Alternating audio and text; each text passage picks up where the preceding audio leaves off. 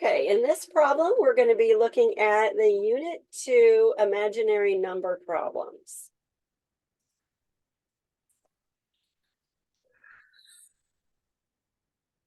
Okay, so for number 14, we are supposed to evaluate the expression -1 minus 2i minus -3 plus 7i.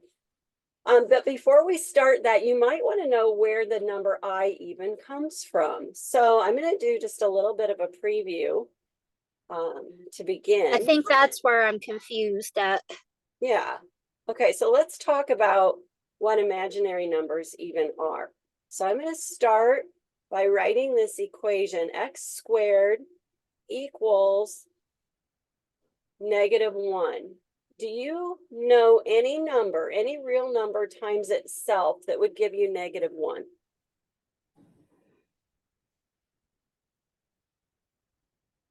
Not off the top of my head. Yeah, it's impossible.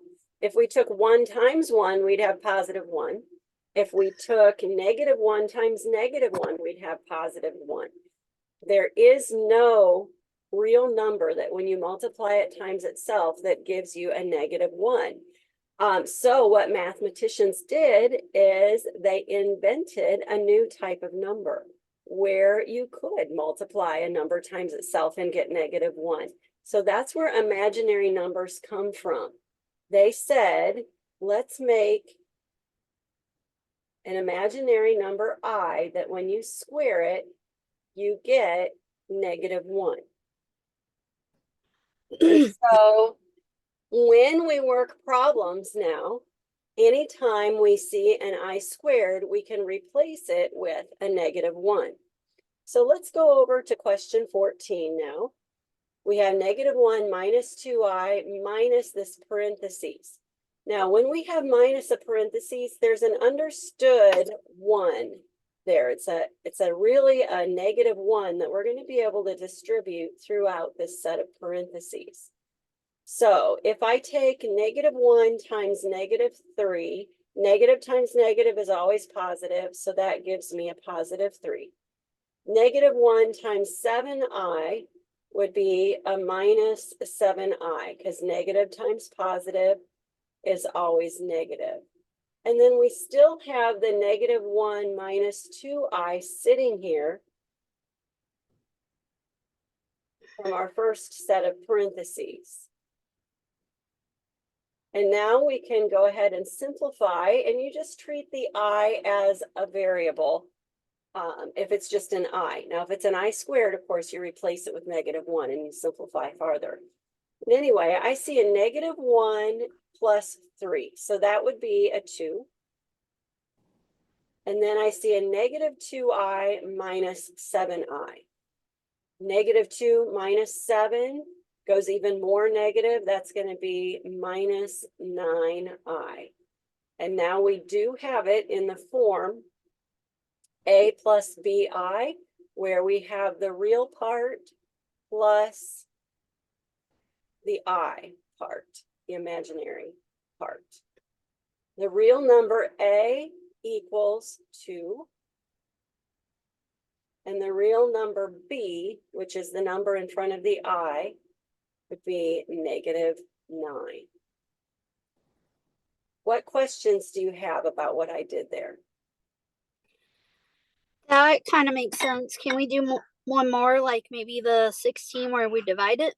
We can do more. We'll just go in order. I'll do number 15 next. I have a question. Yeah, go ahead. So for number 14, we were just discussing. So if it's always so in between the parentheses, if there is a negative, it's always -1. It's assumed to be a -1. If there Okay. had been a plus in between, it would be a +1, which isn't going to change any of the signs. So if it's a plus in your parentheses, you can just drop the parentheses. But if there's a negative in between, you got to distribute your -1 throughout before the parentheses disappear. Okay, so now we're going to evaluate this expression. We have the square root of -6, and square root always takes That stands for the principal square root or the positive root, and you always get a positive real number out of a square root, but we wouldn't get that. We've got a negative number under our radical, and it's impossible to do that in the real number system. So we're going to rewrite root negative 6 as the square root of 6 times the square root of negative 1. And likewise, the root negative 3, we're going to write as root 3 times root negative 1.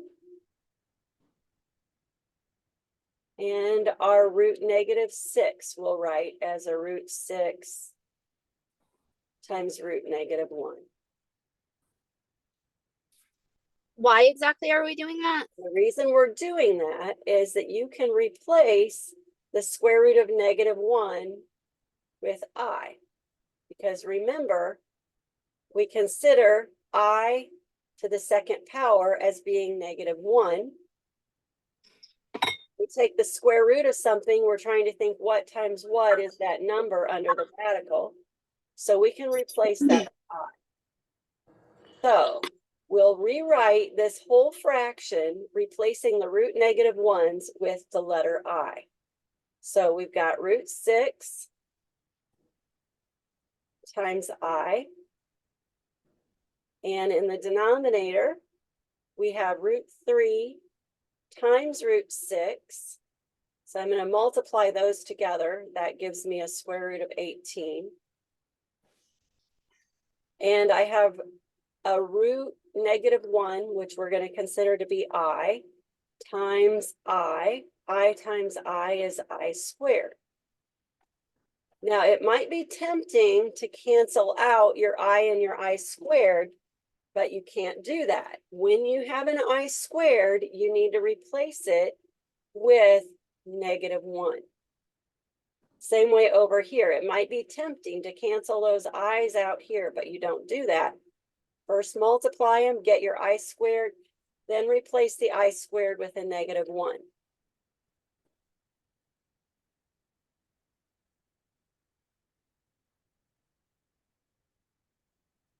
And now another thing we can do to simplify here, we have a root 6 over a root 18. So we can simplify that and put it all under the same radical.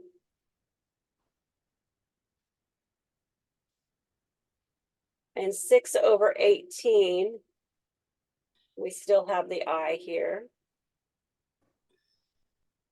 We still have the negative 1. I squared is negative 1. But the 6 over 18 now we can simplify as 1/3. The square root of 1 is just 1. So we've got 1 I in the numerator. And in our denominator, we have a root 3. And root 3 times negative 1 is a negative. Okay, now we're supposed to write this in the form A plus BI. So we want the I part at the end and the real part at the beginning. So we'll write this as negative 1 over root 3 is the real part. Because I is negative 1. Plus I, 1I is the imaginary part. This negative we'll just put with the root 3 and write it as negative 1 over root 3. Where do you get the negative 1 from again? Because the I is assumed to be negative 1. I is the same as 1I. 1 times I is just the same as I. So, well, wait a minute. No, you're right and I'm wrong. Let me erase this on that step. It's not plus, it's times.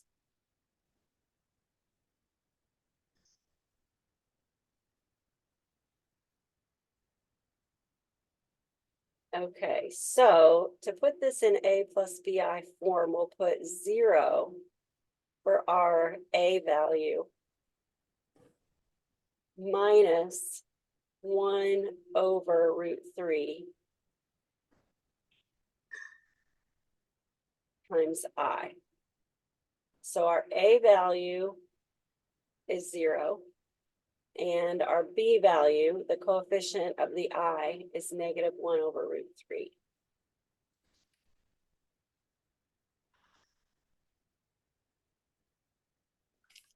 And let's double check our answers here. Okay, they turned it into a decimal, so let's divide that out.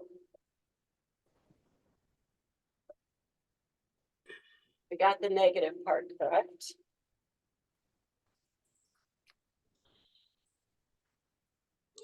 Yes, it's the 5 decimal something. form. Yes, we got it.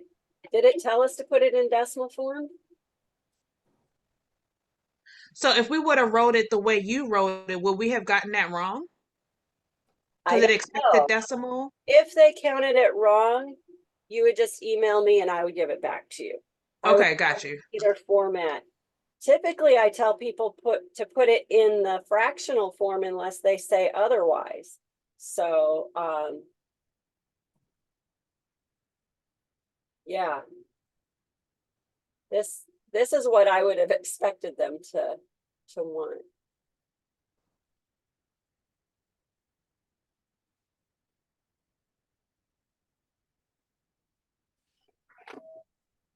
I'm going to look at the beginning of the assignment and see if they say anything about that in the overall instructions. They do not.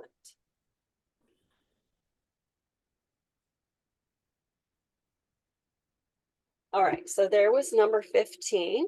Now let's move on to 16 where we need to divide. We have negative 5 plus 7i.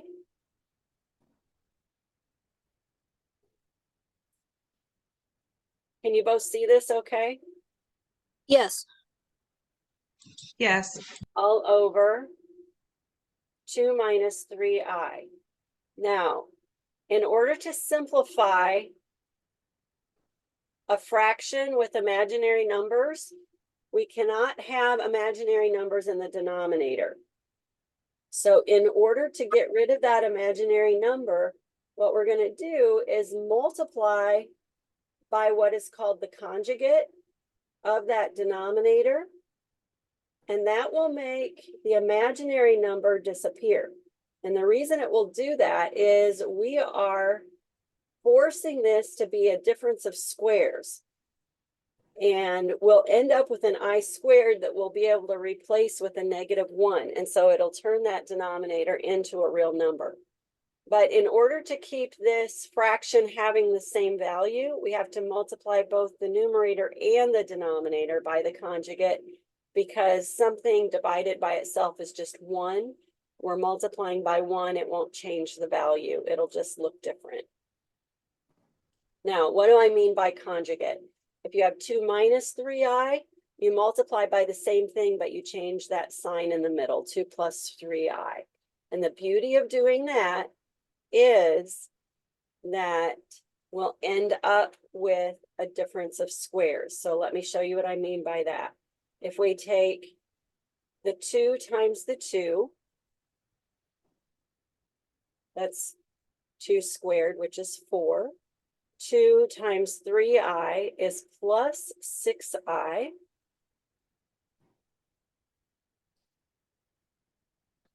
Negative 3 times 2 is minus 6i. What do I have there? What just happened? Canceled it out. Right, the middle terms are canceling out. And then negative 3i times positive 3i is minus 9i squared.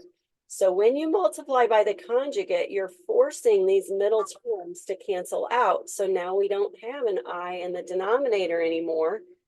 because the I squared we're going to replace with a -1. So now in my denominator, I have 4 minus 9 times -1. Well, what's a negative times a negative? Positive. Positive. So our new denominator is going to be 4 plus 9.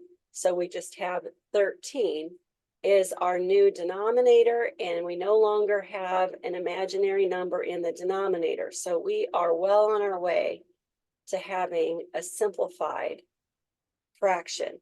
Now we need to finish up in the numerator. We'll need to take this -5 and distribute it to everything in the other parentheses, and then take the 7i and distribute it to everything. And you are allowed to have an I in the numerator, just not the denominator. It's just mathematical convention. It's very man-made. There must have been a reason of why mathematicians decided to do it that way and consider that to be simplified. I don't know the reason. So I'm sorry, I can't tell you why. All right, the -5 times 2 is -10, because negative times positive is always negative. If you're not real good at your integer rules, just use your calculator. -5 times 3i is -15i. And honestly, some of these rules, some of the mathematical conventions go back hundreds of years. And we still follow those conventions today. And again, I don't know if it was something that is like pre-calculator reasoning, or if it really matters to the electrical engineers that actually use imaginary numbers. And then we've got 7i times 2, so that's plus 14. Wait, did I make a mistake there? -5 times 3i would just be -15i. It's not a squared. I don't know where that came from. Gotta watch me. All right, 7i times 2 is giving us our plus 14i.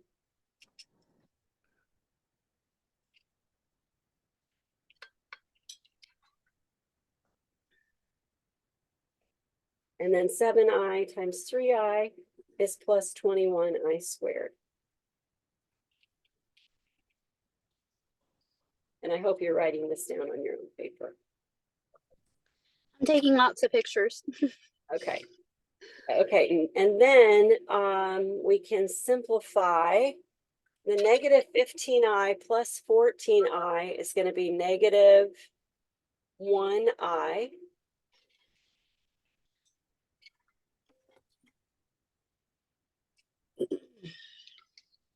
The 2i squared, no, that was 21i squared, right?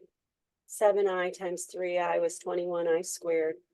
The I squared we're going to replace with a -1, so it's really 21 times -1, so it's -21 there. -10 minus 21 would be -31. And I'm putting that in front of the -1i because they again want it to be an a plus bi form. So we need to break up this fraction into a plus bi form. So we have -31/13 minus I, or 1/13 I. So our A value will be -31/13, and the B value would be -1/13. And let's just check and make sure we didn't make a mistake here. And they put in decimals again.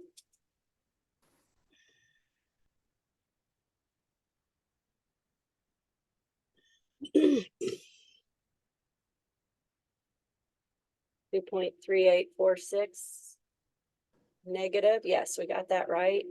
And then 1/13 or -1/13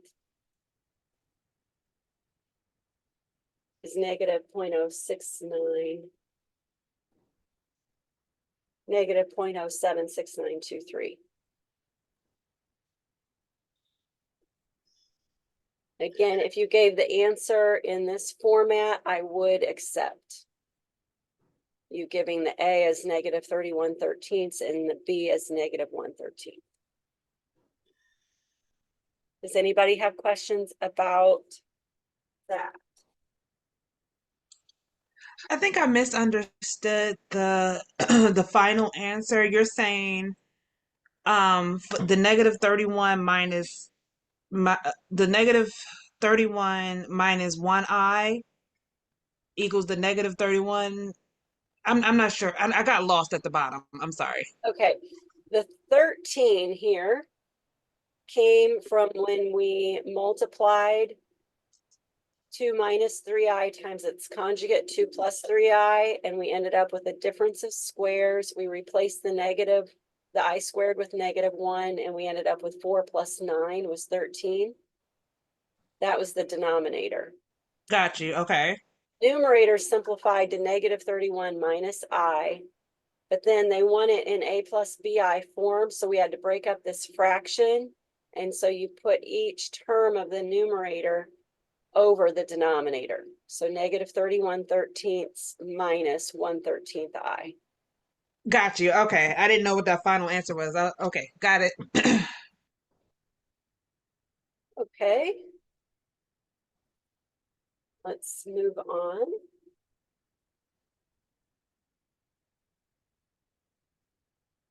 Number 17, we have I to the 40th that we're supposed to simplify. And the thing that's going to help us here is to remember what I squared is equal to. Do you remember what that is? -1. Is negative 1. So we're going to rewrite I to the 40th in a format that gives us an I squared that we can replace with negative 1.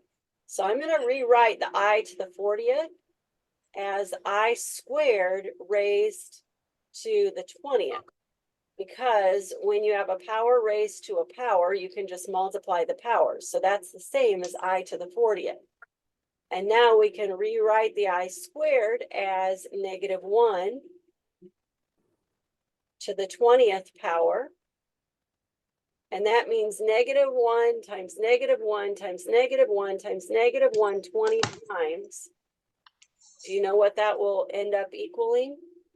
-1. Well, if it was an odd power, it would end up being negative 1. But because it's an even power, it'll end up as positive 1. Let me give you an example. If you have negative 1 times negative 1, what's that? A positive. Positive. So negative 1 squared is positive. Negative 1 to the 3rd is 1 times negative 1. That's negative 1. Negative 1 to the 4th. Now That you've got makes negative sense. times negative 1 is positive 1. It alternates. So if your negative 1 is raised to an odd power, it'll be negative 1. If it's raised to an even power, it'll be positive 1. So our That answer, actually makes sense. yeah, Okay. our answer here would just be positive 1. I think that was the first video that didn't really help me understand the question. I have a feeling if you go back and watch it, it'll make more sense now. Probably. Okay. Question 18, we need to simplify the square root of negative 16. So again, we want to break that up into the square root of the real part times the square root of negative 1, which we will replace with an I. And the square root of 16, what times what is 16? 4. Is 4, and because it gives us this square root symbol, that means take the positive square root. So it's just 4, even though we know negative 4 times negative 4 would also be 16. The square root symbol means just take the positive one. So your answer is 4i. If on the other hand, you had an equation like x squared equals 16 and you're saying what times what is 16, then you would have to give both the positive and the negative 4. So notice the difference. Here, they give us the square root symbol, so we just take the positive 4. But here, if you are yourself are using the square root symbol to simplify both sides, you need to put on that plus or minus, because -4 times -4 is also the 16 that we had within the first equation. But for our answer to this problem, we just will have 4i.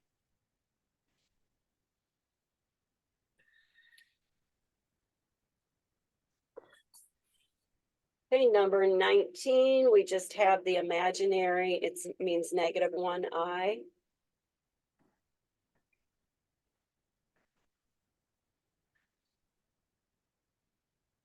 Number 20, we've already done a problem similar to this. Find the product of 7 minus I and its conjugate. So what can we multiply times 7 minus I so that we'll get a difference of squares?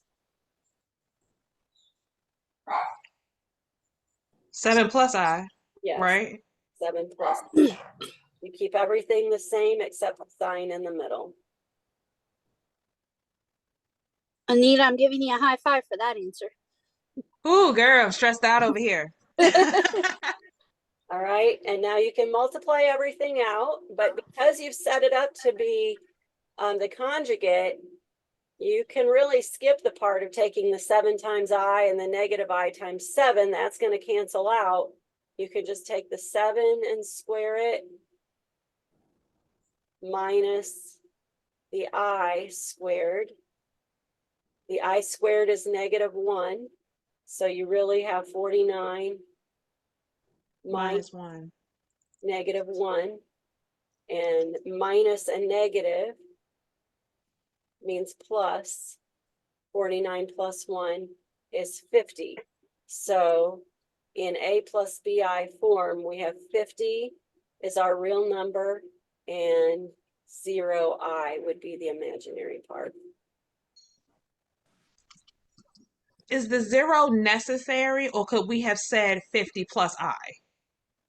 No, if you said 50 plus I, that means 50 plus 1i. Got you. Okay. So in answer to your first question, the 0 is necessary, or just leave it off completely and write your number as 50. Got you. Okay. Since they asked for both the A and the B, you would need to put in the 0. Okay, number 21, you break it down into root -1 times root 144. The square root of 144 is 12, so you would have 12i. Number 22, express as a complex number in terms of I. So again, to break down that root -4, we would do it as root 4 times root I, or root 4 times root -1. Root -1 we can replace with I. Square root of 4 is 2. So it'll just end up being -5 plus 2i. Any questions on that one? On either of So those? just to be clear, I'm sorry, huh? Any questions on either of those? Just to be clear, for the square root of the -4, we're taking the reciprocal, which was be the 2 squared, square root of 4, which was the +2, right? Square root of 4 is 2, and the square root of the -1 is I. We're replacing with I. Correct. Okay, got it. The wording you used wasn't quite right. It's not the reciprocal, it's actually the square root. And notice that there's no number written in here to tell us that it's the square root. It's just understood that the index is 2 and that it's a square root. Okay.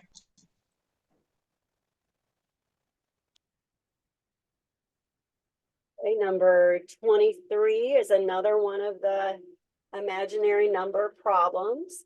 The square root of -9, we're going to rewrite as root -1 times root 9. Root 9 is 3, so we've got 3i there. Square root of -4, just like on the last problem, will be root 4 times root -1, which is 2i. So we end up with 3i minus 2i, which then we can just simplify. 3i minus 2i is 1i.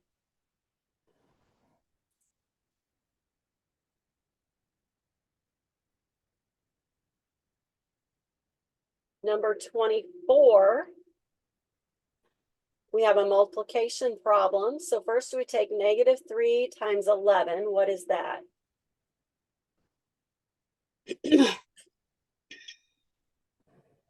-33.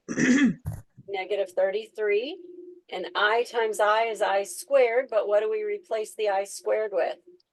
-1. So that's actually -33 times -1. Negative times negative? Positive. Positive. So we have a positive 33. Number 25, we are just multiplying everything out and simplifying. So let's distribute the 10 times -12 is -120. 10 times 3i would be 30i. Somebody has a fur baby. Oh, I'm sorry. That's fine. No, you don't need to apologize. -6i times -12 is going to be plus 72i.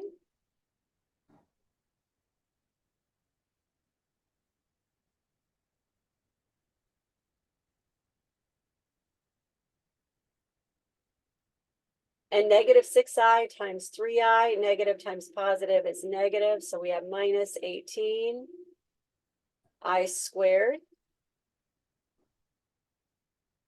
Now we can combine like terms. 30i plus 72i is going to give us 102i. But there's one last thing we need to do to simplify. What is it? Get rid of the I square. Replace the I squared with -1. Good.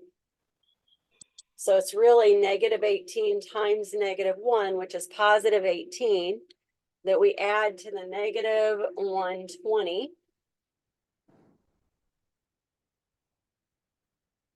So we have -102.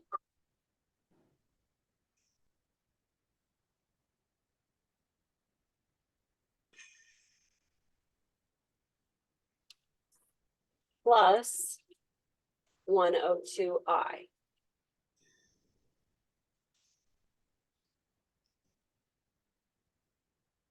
Okay, do you have any questions for me on that one? No, this is actually kind of clicking now. This is helping a lot. A lot of it is just remembering how to work with binomials and variables and so forth. And then you just have to remember that added piece to replace your I squared with -1. Say, I did all this in high school, but my brain injury definitely affected my math skills. So it's kind of like clawing through a concrete wall in my head to get it back again. Okay, all right. I will recommend that one thing that can help with brain injury and repair is to play classical music while you're studying the math, and that can help just bring about brain growth to grow around the injury and heal and help you remember the math. Is there any specific kind? Because I've been looking at like alpha wave music and I think it's binomial wave. I'm stuck on math right now. I But don't know. The book I read was called Create a Better Brain by Debbie Pearl. And I think it just said classical music. It's not a real scientific book. It's more for a like a parent or somebody that, is not necessarily a scientist, and the book just said classical music. Okay. It's a parenting book, but it has a specific section related to brain injury, concussion, maybe it talked about stroke, and then a whole lot of helping your children grow their brains. I will definitely check it out. So don't know if either of you care about that. I do. I still have kids at I home. actually listen to classical often. Not for those reasons, but I just enjoy it. Yeah, me too. And when I'm teaching at night, I the students can't hear me.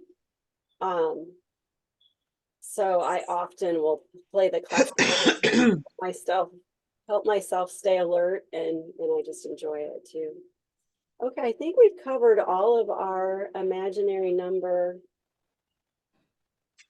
problems. So Anita, we're back to you.